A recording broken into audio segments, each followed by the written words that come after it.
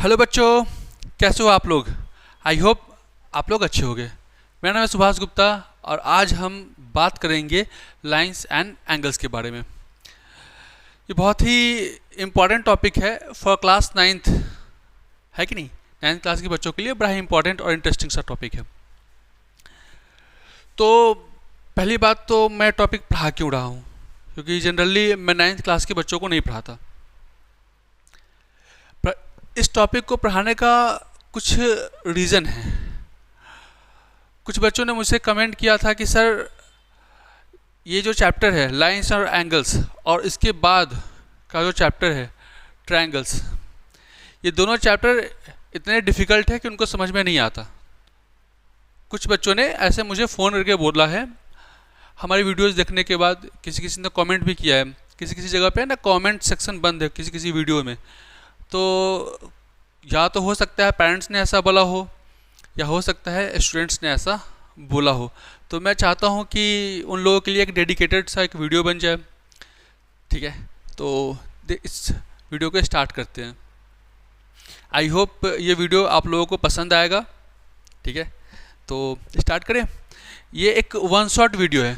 इस वीडियो में हम करेंगे क्या, NCERT के, ठीक है, NCERT के जो लाइंस एंड एंगल के ऊपर जितने भी थ्योरम्स हैं, जितने भी क्वेश्चंस हैं, सबको एक तरफ से देखेंगे, राइट।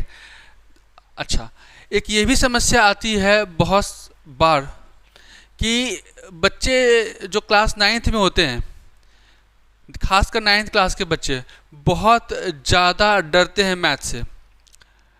मुझे ये समझ में आज तक नहीं आया कि ऐसा वो क्या पढ़ लेते हैं कि डर जाते हैं। इवन जब वो बच्चा क्लास 10th में पहुंचता है तो क्लास 10th ख़त्म होते होते तक उनको ऐसा फियर महसूस होता है कि वो साइंस लेते ही नहीं 11-12 क्लास में।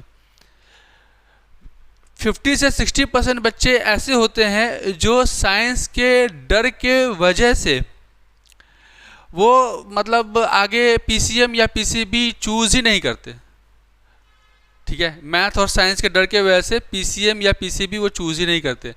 ऐसा नहीं होता है कि उनका इच्छा नहीं होती कि मैं डॉक्टर या इंजीनियर ना बनूं, उनके मन में ये तो होता तो है ही, लेकिन समस्या यहाँ पे ये है कि उनको इतना डर लगता है, उनको लगता है शायद वो मतलब 11-12 में अच्छा परफॉर्म नहीं कर पाएंगे। इस फियर के वजह से वो कॉमर्स और ह्यूमैनिटीज़ ऑप्शन वो चूज़ कर लेते हैं, ठीक है, जो कि इन फ्यूचर बहुत बड़ी समस्या है। अच्छा, क्लास 10th के बाद जनरली मतलब बहुत सारे स्टूडेंट्स ने ये सवाल कर रखा है कि क्लास 10th के बाद हमें कौन सा स्ट्रीम चूज़ करना चाहिए, है कि नहीं, और क्यों करना चाहिए। तो इसके ऊपर मैं ना एक कभी इत्मीनान से मैं बात करूँगा आज, क्योंकि वीडियो बहुत लंबा हो जाएगा। ऑलरेडी मैंने पहले बता रखा है कि ये वीडियोस आज का जो वीडियो होगा वो क्या होगा, वन शॉट वीडियो है। और पूरा का पूरा मैं लाइंस एंड एंगल्स के जो 2 एक्सरसाइज है, दोनों एक्सरसाइज के ऊपर जो क्वेश्चंस ऑलरेडी आ रखे हैं उस सबको मैं डिस्कस करूँगा, ठीक है।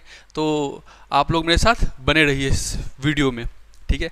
बहुत इंटरेस्टिंग वीडियो है और मैं उम्मीद करता हूँ कि आप लोगों को ये मज़ा आएगा, ठीक है। सबसे पहले बात करते हैं लाइंस एंड एंगल्स में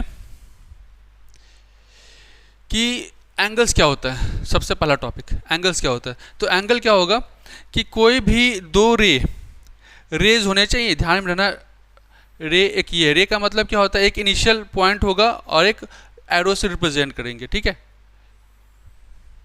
ठीक है। और जो रेज होने चाहिए नॉन कोलिनियर। नॉन कोलिनियर का मतलब क्या होता है, वो पैरेलल, मतलब पैरेलल या एंटी पैरेलल वो केस नहीं होना चाहिए, ठीक है। मतलब कोई ना कोई एक इनिशियल पॉइंट इसका होना चाहिए, इनिशियल ओरिजिनेटिंग पॉइंट होना चाहिए, यहाँ से ये ओरिजिनेट करना चाहिए। तो इस तरह के सिचुएशन को क्या बोलते हैं, एंगल्स। मतलब इनिशियल पॉइंट से 2 रेज निकल रहे हैं और दोनों रेज सीधी बात है एक ही पॉइंट से निकल रहे हैं, तो नॉन कोलिनियर होंगे, ठीक है। और इसको मैं किसी के साथ में रिप्रेजेंट कर दूँ। इसका रिप्रेजेंटेशन होता है क्या, मेनली हम x के साथ करते हैं या y के साथ करते हैं या थीटा के साथ करते हैं या फाई के साथ करते हैं या अल्फ़ा के साथ भी कर सकते हैं, बीटा के साथ भी कर सकते हैं। ये सब मेनली रिप्रेजेंट करने का तरीका है, ठीक है। कोई पर्सन किसी और नाम से इसको रिप्रेजेंट करना चाहे वो भी कर सकता है। लेट सपोज कभी कभार ऐसा है, मान लेता हूँ कि मैं ये पॉइंट ले लेता हूँ A ये पॉइंट लेता हूँ बी और ये पॉइंट लेता हूँ सी, ठीक है। तो कभी कभार ऐसा होता है कि कैपिटल बी को भी हम एंगल ही चूज़ कर लेते हैं। कभी कभार इसको ऐसे भी लिख सकते हैं, एंगल ए बी सी, इस तरह से भी हम इसको लिखते हैं। तो ये हमारा एंगल को रिप्रेजेंट करने का तरीका आप समझ लो, ये सब चीज़ें मैंने ऑलरेडी बता दिया। दूसरा में क्या है, इंटीरियर ऑफ एन एंगल्स। तो ये जो पार्ट हुआ, मतलब ये ए बी सी के अंदर वाला जो ये जो रीजन हुआ, इस रीजन को क्या बोलेंगे, एंगल का इंटीरियर पार्ट।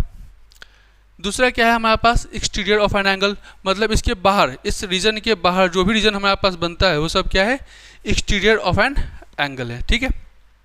नेक्स्ट है हमारे पास क्या, कॉन्ग्रुएंट एंगल्स, ठीक है। कॉन्ग्रुएंट एंगल्स क्या होंगे, मतलब दो ऐसा एंगल्स होगा जिसका वैल्यू सेम टू सेम होगा, ठीक है। इसको मैं एक और तरीका से मैं रिप्रेजेंट करता हूँ आपको। मान लेता हूँ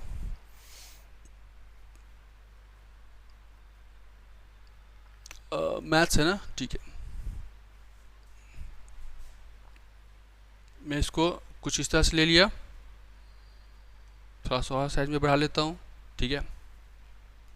आपने जूनियर क्लास में एंगल्स को ऐसे रिप्रेजेंट किया है ना, ऐसे रिप्रेजेंट करने का प्रोटेक्टर से हम ड्रॉ भी करते हैं, है कि नहीं। तो कॉन्ग्रुएंट एंगल्स की बात हो रही है। लेट्स सपोज कि ये एंगल आपको दिख रहा होगा, ये 50 डिग्री है, यहाँ से प्रोटेक्टर पे 50 डिग्री ये हो गया, है कि नहीं। और ये मैं क्लिक कर देता हूँ तो ये 50 डिग्री बन गया, ठीक है। अब मैं इसको यहाँ से हटा देता हूँ, ये 50 डिग्री एंगल बन गया है। अब क्योंकि मैंने बताया था एंगल के लिए रेज होना चाहिए,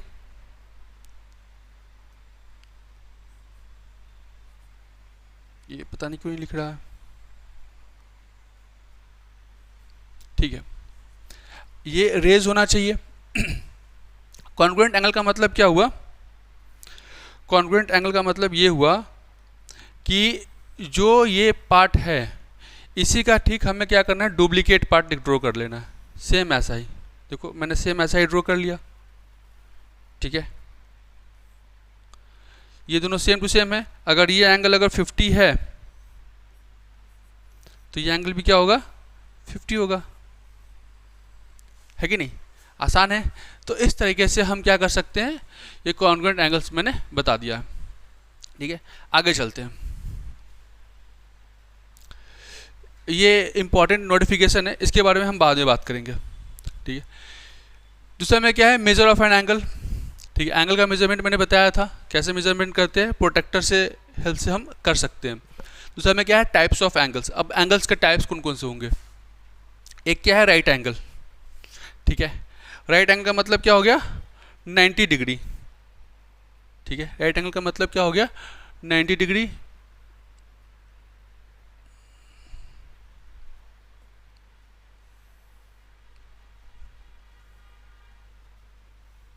इसको मैं ऐसे ड्रॉ कर लेता हूँ, ये हो गया। और दूसरा हो गया ये राइट एंगल 90 डिग्री, यही है ना। अगर मैं इसको थोड़ा सा ये करूँ, 90 डिग्री बन गया, है कि नहीं। दूसरा में क्या है, एक्यूट एंगल। तो एक्यूट एंगल का मतलब क्या होगा, 90 डिग्री से जो कम एंगल होते हैं उसको क्या बोलते हैं, एक्यूट एंगल। बाई चांस मैं इसको यहाँ पे शिफ्ट कर लेता हूँ फिर से, ठीक है। 90 डिग्री से कम कोई सा भी चूज़ कर लूँ, 40, 50, 60, 30, सब क्या है, एक्यूट एंगल के अंदर ही आता है। ऑब्ट्यूज एंगल का मतलब क्या हो गया, दो एंगल जो है, सॉरी, ये जो एंगल हो गया मोर देन 90, मोर देन 90 जब एंगल होगा उसको क्या बोलेंगे, ऑब्ट्यूज एंगल बोलेंगे।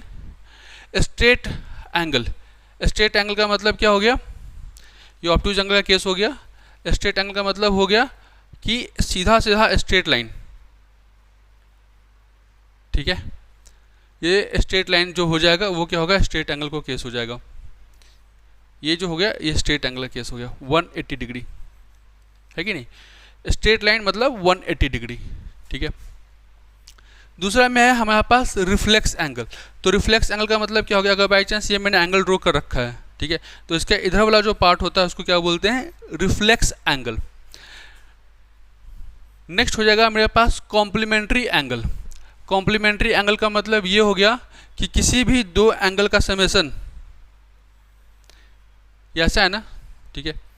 मान बाई चांस सपोज करता हूँ ये है 45 डिग्री और ये भी है 45 डिग्री। तो किसी भी दो एंगल का समेसन वो क्या होना चाहिए, हमेशा 90 डिग्री होना चाहिए। अगर ये एंगल अगर x है और ये एंगल अगर y है, क्योंकि यहाँ पे मैंने 45 और 45 मैंने अपने मन से दे दिया है, हो सकता है x और y भी हो। अगर ऐसा केस अगर बनता है तो x प्लस वाई का जो वैल्यू हो जाएगा, x प्लस वाई का जो वैल्यू हो जाएगा वो क्या हो गया, 90 डिग्री होगा। ठीक है, तो हमें क्या है, सप्लीमेंट्री एंगल। सप्लीमेंट्री एंगल का मतलब क्या हो गया कि अगर कोई लाइन ऐसा है, स्ट्रेट लाइन में लेता हूँ, ठीक है, सप्लीमेंट्री एंगल बनाने के लिए मुझे क्या चाहिए, स्ट्रेट लाइन चाहिए। बाई चांस ये मेरा स्ट्रेट लाइन है, ये मैं कुछ ऐसा चूज कर लेता हूँ। तो यहाँ पे क्या है,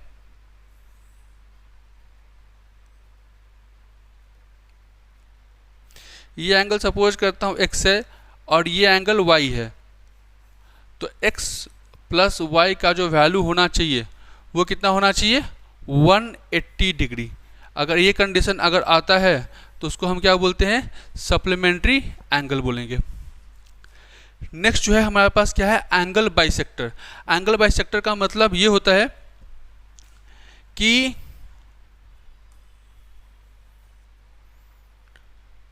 एंगल बाइसेक्टर का मतलब जैसे ये और ये मिलके एक एंगल बन गया। ठीक है, यहाँ पे एक ऐसा एंगल होना चाहिए जो कि इस दोनों पार्ट को इक्वल इक्वल में डिवाइड कर रहा हो। ठीक है, तो उसको क्या बोलेंगे, एंगल बाइसेक्टर।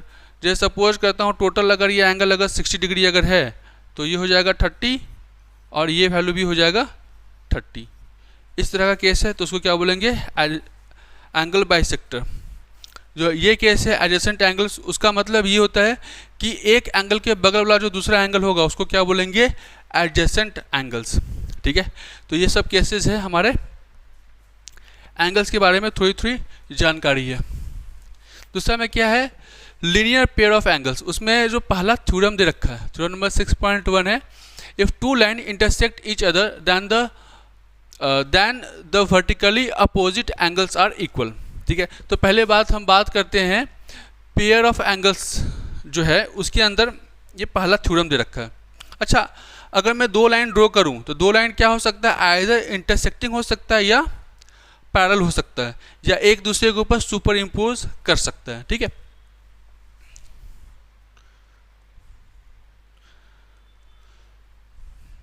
उन्होंने बोल रखा है इस थ्योरम में, if two line intersect each other, ठीक है, then the vertically opposite angles are equal.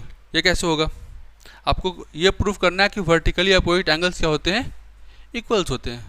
कैसे करोगे, बाई चांस ये ओ है, इस लाइन का नाम पी क्यू दे देता हूँ, इस लाइन का नाम एम और एन दे देता हूँ। ठीक है, और इसका नाम मैंने ओ दे रखा है। ठीक है, सपोज करता हूँ ये एंगल अगर एक्स है तो ये एंगल क्या होगा, क्योंकि ये पूरा का पूरा स्ट्रेट लाइन है।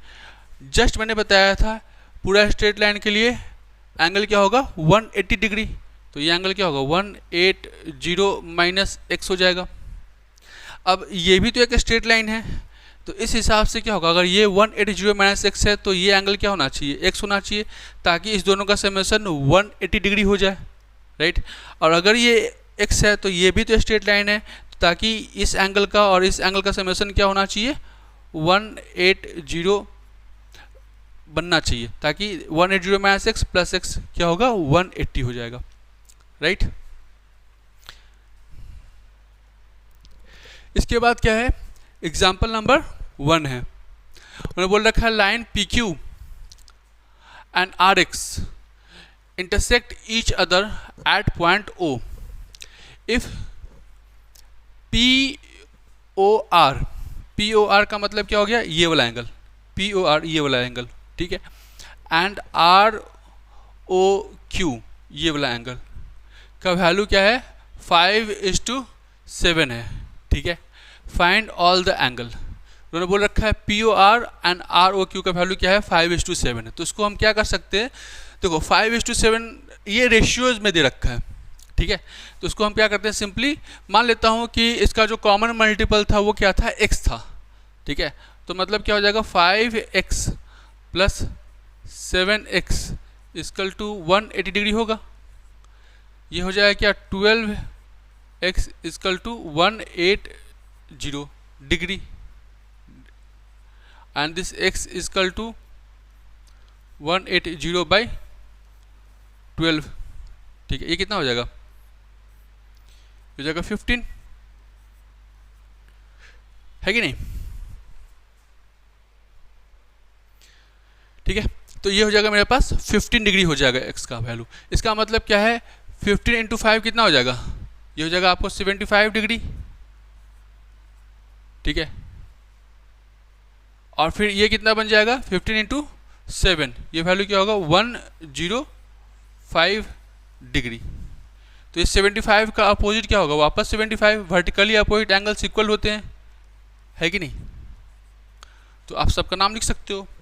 ये POR का वैल्यू 75, ROQ का वैल्यू 105, SOQ का वैल्यू 75 एंड POS का वैल्यू 105। हमने सबको फाइंड कर लिया है। ठीक है, आसान है, आसानी है, लेकिन पता नहीं कैसे स्टूडेंट्स इससे डरते हैं। मुझे तो समझ में नहीं आता लोग क्यों डरता है इस टॉपिक से। एग्जाम्पल नंबर 2 है, उन्होंने बोल रखा है रे OS। ठीक है, स्टैंड ऑनलाइन POQ पे OS को हमने बना रखा है। ठीक है, और उन्होंने बोल रखा है ray OR and ray OT। OR है और OT क्या है? Are the bisector of POS का है एंड SOQ का है। ठीक है, if POS equal to x, POS का जो वैल्यू है वो क्या है? x है। उन्होंने बोल रखा है एंगल ROT का वैल्यू निकालने के लिए। ठीक है, तो सीधी बात है, अगर POS का वैल्यू, अगर ये जो वैल्यू है, ये वैल्यू मेरे पास क्या है? x है। ठीक है, तो SOQ का वैल्यू क्या होगा? 180 माइनस x हो जाएगा। ठीक है, अच्छा, ये अगर x है तो आप एक चीज समझ सकते हो कि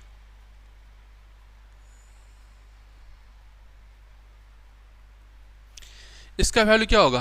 क्योंकि ये एंगल बाइसेक्टर है ना, तो हाफ हाफ में डिवाइड होगा x/2, और ये क्या हो जाएगा? ये भी हो जाएगा x/2, है कि नहीं? उस वजह से अगर ये 180 माइनस x है तो डिवाइड करूंगा 2 से, तो वैल्यू क्या होगा? हो जाएगा 90 माइनस x/2, और ये हो जाएगा क्या एग्जैक्टली? 90 minus x/2। बोलो, कोई दिक्कत किसी तरह का? अब इस हिसाब से उन्होंने बोल रखा है हमें निकालने के लिए एंगल ROT।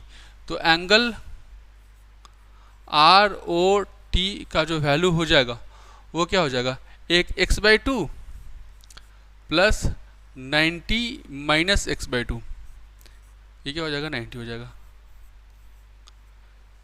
कितना आसान है? आसान है कि नहीं? पता नहीं लोग क्यों डरते हैं, अब मुझे आज तक समझ में नहीं आया।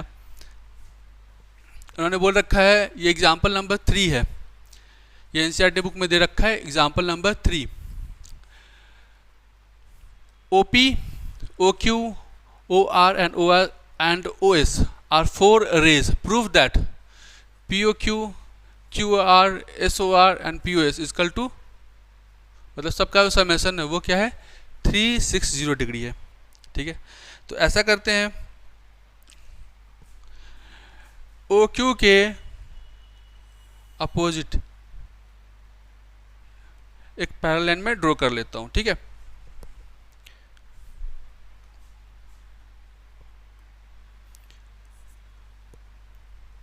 तो एक चीज आप समझ सकते हो कि ये OQ के मतलब होता है ना कि ये एक्चुअली इसको मैंने इस तरफ मैंने एक्सटेंड कर दिया है। ठीक है, मान लेता हूँ इसका नाम मैंने M दे रखा है।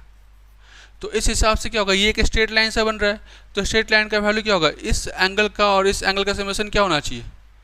180 डिग्री बनना चाहिए, है कि नहीं? तो मैं लिख सकता हूँ angle POQ plus angle POM, this equal to 180 degree, plus नीचे में angle MOS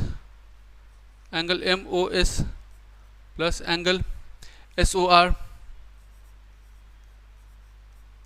plus angle R O Q, ये भी क्या होगा 180 डिग्री हो जाएगा। दोनों को अगर मैं ऐड करूं तो क्या हो जाएगा, angle P O Q plus P O M plus M O S, P O M plus यहाँ का एम ओ एस, इस दोनों पार्ट को मैं एक साथ लिख सकता हूँ। यहाँ पे क्या होगा, angle S O R plus angle R O Q, this is equal to 360 degree.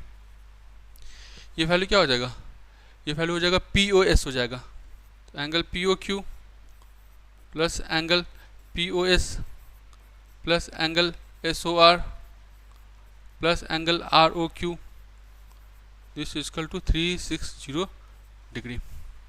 Right, आसान है।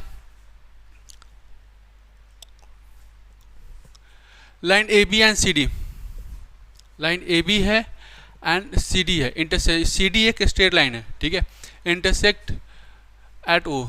ये एक्सरसाइज का क्वेश्चन है, क्वेश्चन नंबर फर्स्ट है, ठीक है, मेरे ख्याल से शायद ये एक्सरसाइज 6.1 का क्वेश्चन नंबर फर्स्ट है, ठीक है।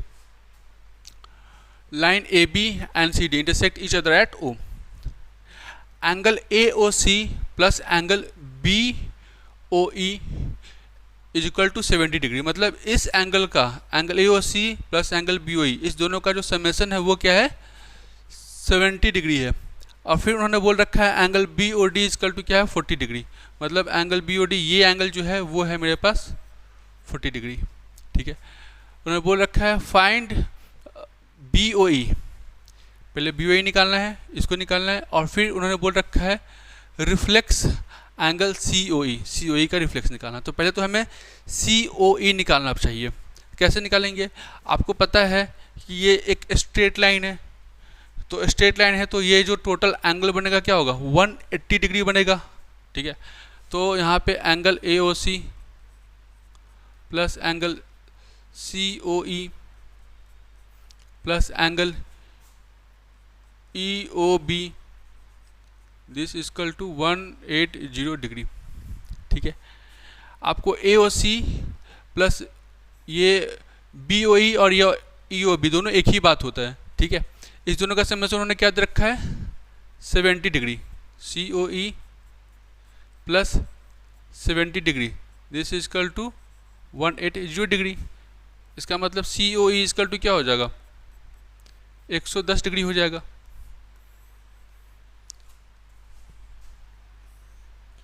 एक 110 डिग्री हो जाएगा, ठीक है। अब ये 110 डिग्री है, ये 40 डिग्री है, तो इसका एंगल इसका वैल्यू कितना होगा, ये 110 प्लस 40 150 हो जाएगा।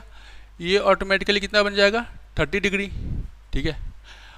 तो उन्होंने बोल रखा है बी ओ ई निकालने के लिए 30 निकल गया, और रिफ्लेक्स एंगल सी ओ ई, मतलब ये एंगल, ये वाला एंगल, ठीक है। तो ये एंगल कितना होगा, 360 में से 110 को आपको सब्ट्रैक्ट कर लेना है, ठीक है। तो रिफ्लेक्स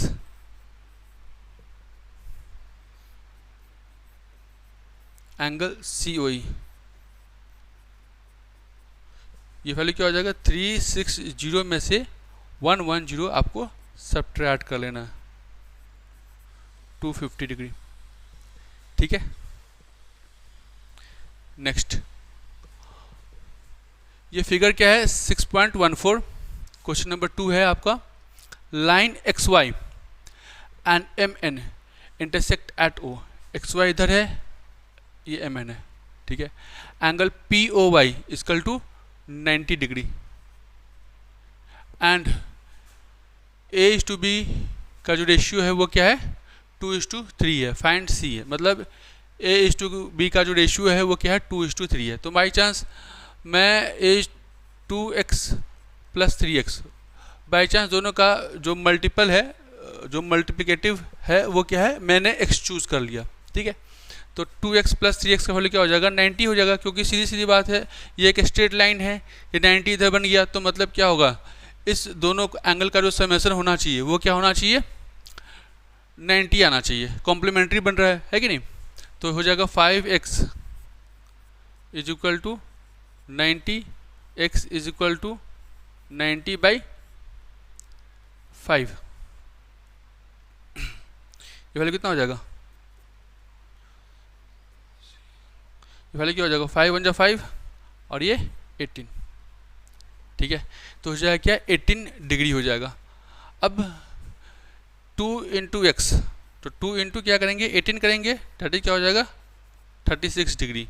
और फिर क्या हो जाएगा 3 इंटू 18 करेंगे, कितना हो जाएगा, ये हो जाएगा आपको 54 डिग्री, ठीक है। आप ऐसे भी ऐड कर सकते हो, कितना आ जाएगा 36 प्लस 54 वापस ये 90 बन जाएगा, ठीक है। ओके, तो ये वैल्यू जो है मेरे पास बी का जो वैल्यू आ जाएगा, ये हो जाएगा मेरे पास कितना 36, ये हो जाएगा मेरे पास 54, ठीक है। तो हम मुझे क्या निकालना है, सी निकालना है। तो सी निकालने के लिए मुझे क्या करना पड़ेगा, 180 में से 54 को मुझे सब्ट्रैक्ट कर देंगे, जो वैल्यू आएगा वो वैल्यू आपका हो जाएगा, ठीक है। ये वैल्यू कितना होगा 6 2 1 126 डिग्री हो जाएगा, ठीक है। ओके, नेक्स्ट क्वेश्चन पे आते हैं। उन्होंने बोल रखा है figure 6.15 angle P Q R equal to angle P R Q. ये जो दोनों एंगल है, ये एंगल और ये एंगल, ये दोनों क्या है, इक्वल है। Prove that angle P Q S equal to angle P R T क्या है। अगर बाई चांस ये एंगल को अगर आपने x चूज़ कर लिया तो ये एंगल भी क्या होगा, x होगा, क्योंकि ये स्ट्रेट लाइन है, इसलिए वैल्यू क्या होगा, ये 180 माइनस एक्स हो जाएगा। तो ये भी क्या होगा, ये भी 180 माइनस एक्स होगा। अब दोनों एंगल इक्वल है कि नहीं है, सीधी बात है, दोनों एंगल इक्वल ही होगा। Next question, x plus Y is equal to W plus Z, X plus Y is equal to W plus Z. Prove that A O B is a line.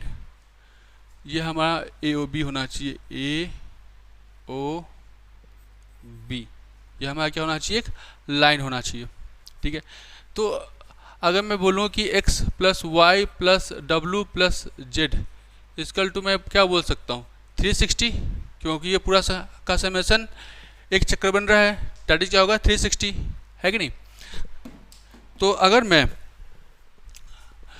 w plus Z की बात करूं, w plus Z को हटा के मैं x plus Y लिख सकता हूं। तो x plus Y plus X plus Y, क्योंकि w plus Z X plus Y के इक्विवेलेंट है, 2 times of x plus Y, this is equal to 360 degree. तो x plus Y equal to कितना हो जाएगा 180 डिग्री, 180 डिग्री बनता है, ठीक है। नेक्स्ट टॉपिक, ये है हमारे पास इन फिगर 6.17, ये फिगर 6.17 है, एनसीईआरटी बुक में आप चाहो तो देख लो। उन्होंने क्या दे रखा है, पी ओ क्यू, ये लाइन है, ray O R is perpendicular to line P Q, O R perpendicular to line P Q पे है, ठीक है। O S is another ray lying between O R O P and O R, ठीक है, ऐसा कुछ है। उन्होंने बोल रखा है prove that angle R O S, angle R O S का जो वैल्यू होगा वो half angle Q O S minus angle P O S, Q S ये वाला पार्ट हो गया माइनस एंगल पी एस ये वाला पार्ट हो गया, ठीक है। इसको कैसे करेंगे, ठीक है, ये ऑलरेडी यहाँ पे 90 है, इसको मैं ऐसा कर लेता हूँ, एक्स चूज कर लेता हूँ, इसको मैं क्या पुट कर लूँगा 90 माइनस एक्स, ठीक है। तो उन्होंने बोल रखा है angle R O S equal to half, ठीक है, एंगल आर ओ एस ये हमें निकालना है। ये मैं कैसे निकाल सकता हूँ, पहले तो बात करते हैं क्यू ओ एस, ठीक है। एंगल क्यू ओ एस को मैं क्या लिख सकता हूँ, 90 प्लस एक्स हो जाएगा, ठीक है, 90 plus x, angle P O S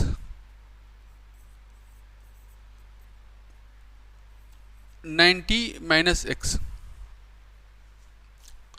ठीक है। तो उन्होंने बोल रखा है कि angle Q O S minus angle P O S, this is equal to क्या हो जाएगा, दोनों को सब्ट्रैक्ट कर लो, ये वैल्यू क्या होगा, 90 plus x minus 90 minus x, ये पी नहीं है यहाँ पे, ये वैल्यू क्या हो जाएगा, ये हो जाएगा 2x। दोनों तरफ मैं क्या करूँगा, हाफ से मैं मल्टीप्लाई कर लेता हूँ, या 2 से मैं डिवाइड कर लेता हूँ, ये वापस क्या हो जाएगा, मेरे पास x आ जाएगा, है कि नहीं। कितना आसान है, यहीं से सॉल्व हो जा रहे हैं।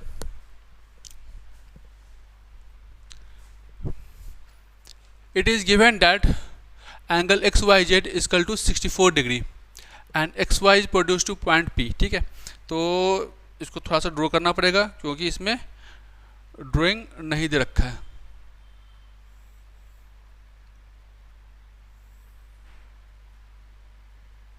ठीक है, कुछ ऐसा है। उन्होंने बोल रखा है X Y Z is equal to 64 degree, X Y is produced, X Y को मैं प्रोड्यूस करूंगा कहाँ तक, पी तक। तो एक्चुअली ये एक पूरा का पूरा क्या हो जाएगा, लाइन बन जाएगा।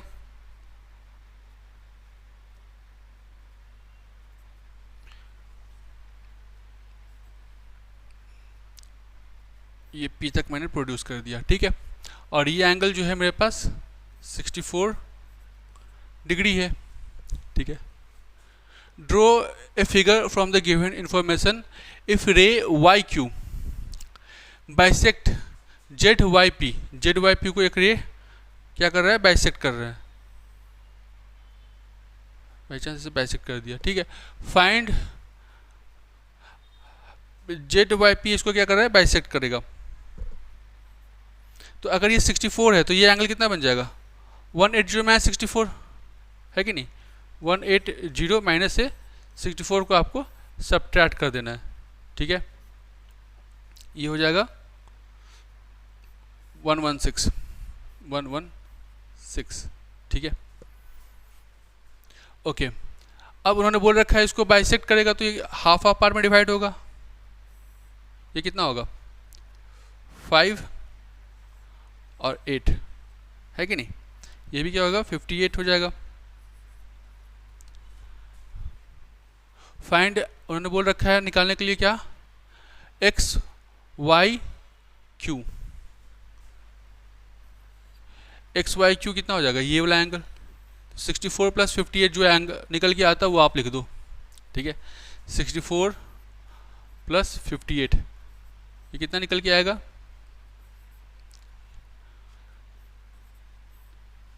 ठीक है। और उन्होंने बोल रखा है reflex angle Q Y P, reflex angle Q Y P, तो मतलब 360 में से reflex angle Q Y P, इसको क्या करेंगे, 360 में से 58 को सब्ट्रैक्ट कर लेंगे, है कि नहीं। ये कितना आ जाएगा, ये हो जाएगा आपको 2 हो जाएगा, ये 0 हो जाएगा, 302, ठीक है। आसान है। आई होप कि शायद इस एक्सरसाइज में इतने ही क्वेश्चन है, ठीक है। पहला एक्सरसाइज में इतना ही क्वेश्चन है क्योंकि ये 1 शॉट वीडियो है, इसलिए फर्स्ट एक्सरसाइज और सेकेंड एक्सरसाइज दोनों में कराऊंगा, ठीक है। ये लाइंस के बारे में है, ये पैरेलल लाइंस है कि नहीं। ये बाई चांस लाइन L1 है, L2 है और L3 है, ये तीनों लाइन क्या है, पैरेलल है। और ये है एक ट्रांसवर्सल है, ठीक है। तो आपको पता है कि अगर ऐसा होता है तो क्रॉसपॉन्डिंग एंगल्स क्या होते हैं, इक्वल इक्वल होते हैं। इवन अल्टरनेट एंगल्स भी क्या हो जाते हैं, इक्वल्स होते हैं। ठीक है, ये एंगल अगर इस एंगल के ये एंगल इस एंगल के इक्विवेलेंट हो सकता है। और ऐसे भी देख सकते हैं दोनों वर्टिकली अपोजिट एंगल है कि नहीं, इस तरह से हम कर सकते हैं। वर्टिकली अपोजिट एंगल्स, पैरेलल, ये सब हम कर सकते हैं। ठीक है, हम आते हैं नेक्स्ट टॉपिक के ऊपर। उन्होंने बोल रखा है in figure this much P Q and parallel to R S है। ठीक है, लेट्स सपोज ये हो जाएगा पी क्यू और ये हो जाएगा आर एस, कुछ ऐसा होना चाहिए, यहाँ से मिसिंग है। Angle M X Q equal to 1 angle M X Q M Y R, suppose करता हूँ ये एक्स होना चाहिए और यहाँ पे एम होना चाहिए। एम एक्स क्यू ये हो जाएगा आपको 135 और ये होना चाहिए वाई होना चाहिए M Y R equal to 40 degree. ये कुछ ऐसा डायग्राम रहा होगा। Find angle X M Y, ये एंगल आपको निकालना है। ठीक है, तो आप क्या कर सकते हो, आप ऐसा करो कि एक लाइन ऐसे ड्रॉ कर लो। ठीक है, अब आपको पता है ये एंगल 35 है, तो ये एंगल कितना होगा, ये एंगल कितना होगा, ये आपको पता है। अगर कोई दो लाइन अगर पैरेलल अगर होता है, दो लाइन पैरेलल अगर है, तो इसका समेशन और इसका समेशन हमेशा मिलके 180 ही बनता है। ठीक है, तो ये 135 है, तो ये वैल्यू कितना होना चाहिए, ये होना चाहिए 45। ठीक है, ताकि इस दोनों का समेशन क्या बन जाए, 180 डिग्री बन जाए। ठीक है, और ये एंगल अगर 45 है, तो लाइन, क्योंकि ये लाइन इसके पैरेलल है, तो ये अल्टरनेट एंगल बनेगा, तो ये वैल्यू भी कितना हो जाएगा आपको 40 डिग्री बन जाएगा। तो टोटल एंगल कितना बन जाएगा 85 degree. Total angle X M Y equal to 85 degree बन जाएगा। राइट,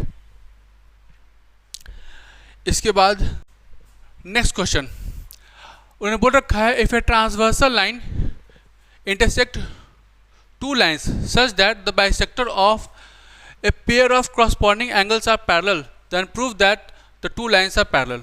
मतलब यहाँ पे क्या है कि BE और CG क्या है, पैरेलल है। BE और CG क्या है, पैरेलल है। और यहाँ पे क्या है, AD क्या हो गया, ट्रांसवर्सल हो गया। ठीक है, तो ये जो एंगल, ये और ये एंगल क्या है, ये पैरेलल हो गया और ये ट्रांसवर्सल हो गया। तो आपको पता है क्रॉसपॉन्डिंग एंगल्स क्या होते हैं, इक्वल्स होते हैं। ठीक है, तो क्रॉसपॉन्डिंग एंगल्स इक्वल होने के वजह से मैं बोल सकता हूँ angle ABE this equal to angle BCG, है कि नहीं। मैं इसमें क्या कर सकता हूँ, दोनों को मैं 2 से मल्टीप्लाई कर सकता हूँ, क्योंकि ये क्या है, एंगल बाइसेक्टर है। ठीक है, 2 टाइम्स ऑफ एंगल BCG कर सकता हूँ। इससे क्या बन जाएगा, इससे बन जाएगा आपको ABQ बन जाएगा। Angle ABQ this equal to angle BCS। Right, और आपको पता है यहाँ पे ये दोनों क्रॉसपॉन्डिंग एंगल्स है। इसका मतलब क्या है, जो लाइन होगा PQ और RS क्या होगा, पैरेलल हो जाएगा। ठीक है, ये भी हमारा एक एग्जाम्पल का क्वेश्चन है। उन्होंने बोल रखा है कि ABCD ये दोनों क्या है, पैरेलल है, और फिर CDEF यहाँ पे कहीं रहा होगा EF, ये भी क्या है, पैरेलल है। Also EA perpendicular to AB, अगर AB के परपेंडिकुलर हो तो इसके भी परपेंडिकुलर होगा। If angle BEF equal to 50 degree find the value of XYZ, XYZ का वैल्यू निकालना है। ठीक है, तो अगर 55 है तो ये वैल्यू क्या होगा, ये 180 माइनस 55 हो जाएगा। राइट, ये 180 माइनस 55 बन जाएगा Y। ये कितना हो जाएगा, ये हो जाएगा आपको 5, ये हो जाएगा क्या 2, 125 हो जाएगा। ठीक है, अच्छा अगर y का वैल्यू 125 है तो x का वैल्यू भी क्या होगा, 125 ही होगा। क्यों? क्योंकि ये क्या है, पैरेलल हो गया, ये ट्रांसवर्सल हो गया, तो क्रॉसपॉन्डिंग एंगल्स आर इक्वल। और अगर ये 55 है तो ये वैल्यू क्या होगा, क्योंकि ये एंगल क्या होना चाहिए, 90 होना चाहिए, तो 90 माइनस 55, राइट, 90 माइनस 55 कितना हो जाएगा, ये हो जाएगा 5 और हो जाएगा 35, ठीक है, ये हो जाएगा 35 डिग्री। कितना आसान है कि नहीं? ओके, नेक्स्ट क्वेश्चन पे आते हैं। ये एक्सरसाइज 2 का क्वेश्चन नंबर फर्स्ट है। उन्होंने बोल रखा है कि A B parallel to C D है और C D parallel to E F है। उन्होंने बोल रखा है y/z का जो वैल्यू है वो क्या है, 3:7 है, ठीक है। Find the value of x। जैसे कि मैंने बताया था, इस एंगल का समेशन और इस एंगल का समेशन क्या होगा, 180 डिग्री हो जाएगा, ठीक है। पैरेलल लाइन का इंटीरियर एंगल्स का जो समेशन होता है वो हमेशा 180 डिग्री होता है, ठीक है। तो ये वैल्यू क्या हो जाएगा, 3x plus 7y equal to 180 degree, ठीक है। अच्छा, सवाल यहाँ पे ये है कि सर ये दोनों का समेशन 180 डिग्री क्यों होगा, देख लेते हैं। ये ऐसा है, ये ऐसा है, बाई चांस ये एंगल x है, ये एंगल क्या होना चाहिए y। अगर ये एंगल अगर x है, ठीक है, तो ये एंगल क्या बनना चाहिए, ये एंगल अगर x है तो मैं इस एंगल को क्या लिख सकता हूँ, 180 माइनस एक्स लिख सकता हूँ। अब ये एंगल 180 माइनस एक्स और y दोनों सेम ही बात है कि नहीं है, क्योंकि ये क्या है, अल्टरनेट एंगल्स हो गया। Therefore y equal to 180 minus x बोल सकता हूँ। देयरफॉर x प्लस वाई का वैल्यू क्या होगा, 180 डिग्री। अरे बोलो, आसान है, ये x प्लस वाई है, 180 माइनस एक्स लिख सकता हूँ, ये y हो गया, इसको दोनों को मैं इक्वेट कर सकता हूँ क्योंकि दोनों क्या है, अल्टरनेट एंगल्स है कि नहीं है, ठीक है, आसान है। तो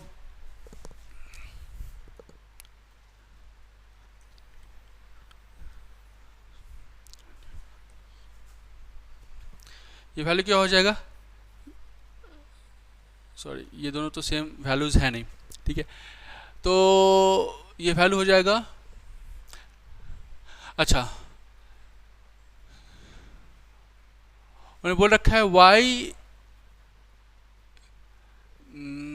मैंने बोल रखा है y/z का जो वैल्यू है 3:7, मतलब इसका और इसका जो वैल्यू है वो क्या है, 3:7 है, ठीक है। तो हम इसको ऐसा नहीं लिख सकते, ये गलत हो जाएगा।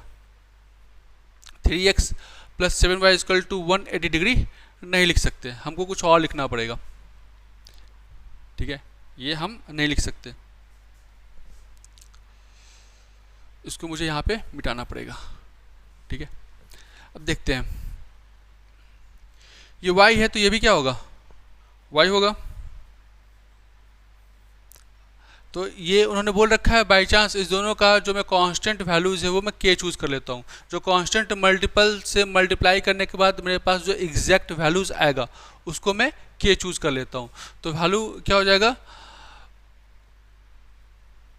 3k plus 7k this equal to 180 degree होगा, ठीक है। ये हो जाएगा 10k equal to 180 degree, k equal to क्या हो जाएगा, 18 हो जाएगा, ठीक है। k का वैल्यू क्या होगा, 18, मतलब 18 हमारा क्या हो जाएगा, वो फैक्टर होगा, मल्टीप्लिकेशन फैक्टर हो जाएगा जिसको कि हम मल्टीप्लाई करेंगे तो हमारा वैल्यूज़ आ जाएगा। अब जरा देखते हैं y का वैल्यू क्या होगा, 3 × 18, ठीक है। y इक्वल टू क्या हो जाएगा एग्जैक्टली 3 × 18, 54, ठीक है। और जो z का वैल्यू होगा वो वैल्यू कितना होगा, 7 × 80 कर लो या 180 में से 54 को आप सब्ट्रैक्ट कर लो, वही बात आएगा, ठीक है। ये हो जाएगा 10 में से 4 जा गया 6, 7 126, तो ये हो जाएगा आपको 54, ये हो जाएगा आपको 126, ये हो जाएगा 54 और ये भी वैल्यू क्या हो जाएगा 126 डिग्री, ठीक है, आसान है। इस क्वेश्चन में देखते हैं, उन्होंने बोल रखा है ए बी और सी डी क्या है, पैरेलल है और E F perpendicular to C D है, and angle G E D कितना हो जाएगा 126। तो ये क्या है 90 डिग्री हो जाएगा, तो सीधी बात कितना है ये हो जाएगा 36 डिग्री। 36 प्लस 90 क्या होगा 126 होगा। फाइंड एंगल ए जी ई, ये एंगल हमें निकालना है। एंगल जी ई एफ निकल गया, एंगल एफ एफ जी ई, ये एंगल निकालना है। ठीक है, ये कितना हो जाएगा 36 है, ये 90 हो गया। 90 माइनस 36 कितना होता है 90 माइनस 36, ये हो जाएगा 4 और ये हो जाएगा क्या 5, 54 डिग्री है कि नहीं। और ये 54 अगर हो गया तो लीनियर पेयर के हिसाब से कितना बन गया 180 माइनस 54, ये कितना हो जाएगा ये हो जाएगा 6 और ये हो जाएगा क्या 2 126। ये एंगल ए जी ई का वैल्यू क्या होगा 126 हो जाएगा। ठीक है, third number P Q parallel to S T and P Q R equal to 110 degree. ठीक है, and R S T 130 degree.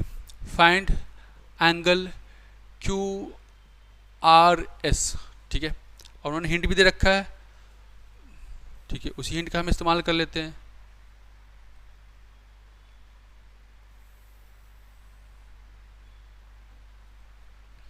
ठीक है, तो ये क्या होगा ये लाइन इसके पैरेलल हो जाएगा, क्योंकि सीधी बात ये दोनों पैरेलल में है। तो ये लाइन जो मैंने ड्रॉ किया है, अगर मैंने सपोज करता हूँ इसका मैं कुछ नाम दे देता हूँ, इसका नाम मैं ए बी दे देता हूँ। ठीक है, अगर A B parallel to P Q है तो automatically A B parallel to S T भी होगा। तो अगर ये 110 है तो ये वैल्यू कितना हो जाएगा 70 डिग्री। ठीक है, और ये वैल्यू कितना होगा ये वैल्यू हो जाएगा 50 डिग्री है कि नहीं। 50 प्लस 130 180 डिग्री हो जाता है। तो ये वैल्यू कितना हो गया ये हो गया 120 डिग्री। तो स्ट्रेट लाइन लीनियर पेयर के हिसाब से कितना बच गया ये हो जाएगा 60 डिग्री है कि नहीं। थर्ड के बाद fourth number if A B parallel to C D, A B parallel to C D है और angle A P Q equal to 50 degree. A P Q ये है 50 degree and angle A R D equal to 127। उन्होंने बोल रखा है find x and y, x and y का value निकालना है। तो ये एक तरह से ट्रांसवर्सल हो गया। तो ये एंगल और ये एंगल इक्वल होना चाहिए। तो अल्टरनेट एंगल्स इक्वल होते हैं। ये वैल्यू क्या हो गया 50 डिग्री, ये 127 है। तो ये अल्टरनेट एंगल्स हो जाएगा।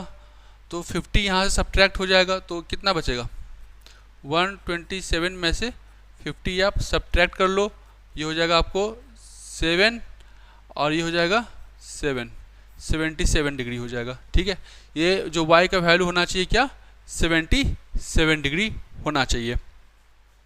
ठीक है, फिर नेक्स्ट उन्होंने बोल रखा है कि P Q R S are 2 metre.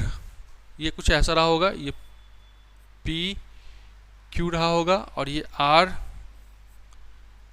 S रहा होगा। ठीक है, are 2 metre place parallel to each other and in incident ray A B strike the mirror P Q at B and reflected moves along the path BC and strike the mirror RS. ठीक है, at C again reflected back along CD। उन्होंने बोल रखा है A B parallel to C D, ये हमें prove करना है। ऐसा करता हूँ, इस पर मैं परपेंडिकुलर ड्रॉप कर लेता हूँ। ये हो गया परपेंडिकुलर और ये हो गया परपेंडिकुलर। ठीक है, मिरर का कंसेप्ट है।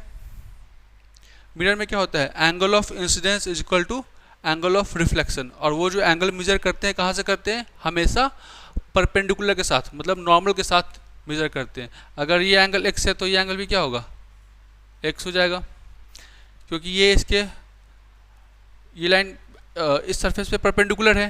तो और ये लाइन इस सरफेस पे परपेंडिकुलर है, तो अल्टरनेट एंगल्स इक्वल होते हैं। तो ये एंगल क्या हो जाएगा, x हो जाएगा। ठीक है, क्योंकि ये मिरर है, फिर से ये एंगल भी क्या होगा, x हो जाएगा। ठीक है, तो अब जा देखो, ये एंगल नॉर्मल के साथ x बना रहा है, ये भी x बना रहा है। तो अगर लाइन पैरेलल अगर है तो एंगल्स क्या होते हैं, इक्वल इक्वल होते हैं।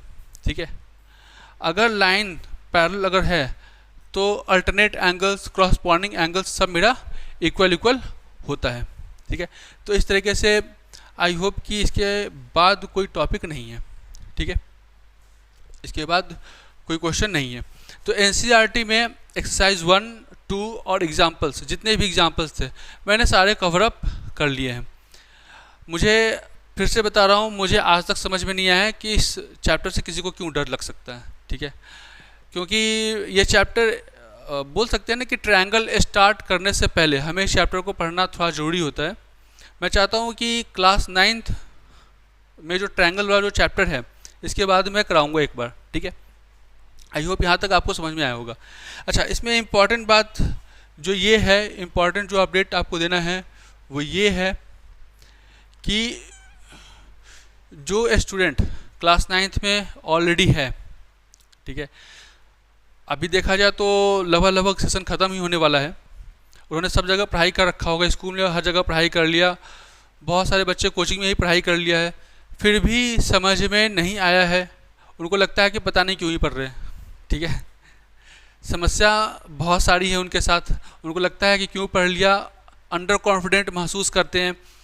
तो उनके लिए जो है हम क्रैश कोर्स लॉन्च कर रहे हैं।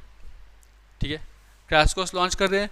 हमारे यहाँ जो कोर्स का जो पूरा फी स्ट्रक्चर है वो है 40,000 के आसपास। मुझे एग्जैक्टली पता नहीं कितना है, लेकिन जहाँ तक मुझे बताया गया था पिछली बार वो 40,000 के आसपास था। शायद ये 39 मैं गलत बोल गया हूँ, 4,000 के आसपास था, मैं गलत बोल गया हूँ, 4,000 के आसपास था।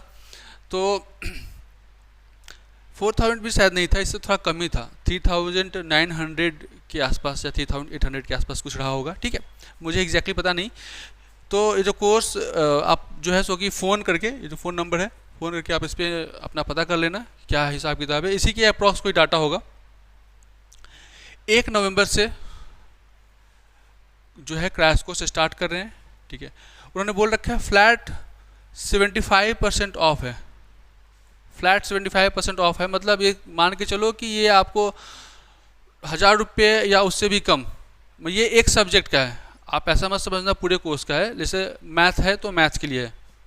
ठीक है, जेई मेंस वालों के लिए नहीं है ये जो ऑफ़र है जेई मेंस वालों के लिए। जेई मेंस वालों का हिसाब किताब अलग है। ये 9th और 10th क्लास के बच्चों के लिए, सिर्फ और सिर्फ 9th 10th क्लास के बच्चों के लिए है। हाँ, फ्लैट 75% डिस्काउंट है। ठीक है, इस चीज़ को आप ध्यान रखना। तो लगभग आप मान के चलो कि अगर आपको मैथ्स ही सिर्फ पढ़ना हो किसी स्टूडेंट को, तो ये 1,000 रुपया या 900 रुपये के बीच में कोई डाटा होगा। 2 महीने हम पढ़ाएंगे। ठीक है, और 2 महीने पढ़ाने के बाद ये पूरा कोर्स को हम कवर करेंगे फॉर क्लास 9th के स्टूडेंट, 9th का हो या 10th का हो। 10th में तो बोर्ड वाले बच्चे हैं ना, तो उनके लिए हम बोर्ड के क्वेश्चंस भी कराएंगे। ठीक है, इस चीज़ का आप ध्यान रखना।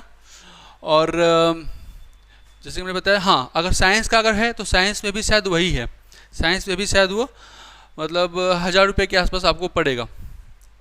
ठीक है, तो मैथ का भी 1,000 रुपये है, साइंस का भी 1,000 रुपये के आसपास है। मैं एग्जैक्टली में हो सकता है शायद ये 950 रुपये हो या 900 हो, ये आपको फ़ोन करके पता करना पड़ेगा। ठीक है, कुछ रुपीज़ का हेरफेर हो सकता है। ठीक है, तो ये आप फ़ोन करके पता कर लेना। अगर किसी को क्रैश कोर्स अगर ज्वाइन करना तो ये बहुत ही अच्छा अपॉर्चुनिटी है, क्योंकि बच्चे इतने ज़्यादा डर जाते हैं 9th और 10th क्लास में मैथ से कि 11th में वो साइंस चूज़ करने में ही डर लगता है उनको। ठीक है, अच्छा, साइंस क्यों चूज़ करना चाहिए, ये एक बहुत बड़ा सवाल है। इसके बारे में हम किसी और क्लास में बात करेंगे। ठीक है, आई होप ये लेक्चर आपको समझ में आया होगा और आपके लिए हेल्पफुल रहा होगा। ठीक है, देखो एक चीज़ मैं आप लोगों को पहले बताता हूँ, मैं कोई एक्टर नहीं हूँ। मैं आप ध्यान से समझना मेरी बात, मैं कोई एक्टर नहीं हूँ, मैं टीचर हूँ। ना ही हमारे पास कोई बहुत बड़ा ये है क्या कहते हैं उसको, कोई कंपनी टाइप की है कि बहुत सारे लोग काम करते हो। यहाँ पे ऐसा कुछ है नहीं। मैं खुद से वीडियो बनाता हूँ, खुद से एडिट करके डाल देता हूँ। एडिटिंग मुझे बहुत अच्छी नहीं आती है, तो जो मैंने एक बार में बनाया, जो मैंने आपको पढ़ाया एक बार में, बस वही है, कुछ भी नया इसमें नहीं है। आप समझना इस बात को। तो मैं चाहता हूँ कि आप लोग मेरा थोड़ा सपोर्ट करें, चैनल को प्लीज़ सब्सक्राइब करें, ठीक है। ये जो वीडियोस है अपने फ्रेंड्स के साथ शेयर करें, क्योंकि बहुत सारे ऐसे भी बच्चे हैं जिनको पढ़ते तो वह हैं, कहीं न कहीं वो पढ़ाई कर रहे हैं, लेकिन उसके बावजूद उनको समझ में चीज़ें नहीं आती हैं। बाकी मोर डिटेल्स के लिए आप मेरे से चाहे तो कांटेक्ट कर सकते हैं। ये वाली जो नंबर है 8 वाली जो नंबर है, ये मेरे पास ही रहता है। आप मेरे से चाहे तो मुझे फ़ोन करके कोई भी क्यूरीज हो आप मेरे से बात कर सकते हैं, ठीक है। तो मिलते हैं नेक्स्ट वीडियो में, तब तक के लिए Jai Hind, good luck, take care, bye bye.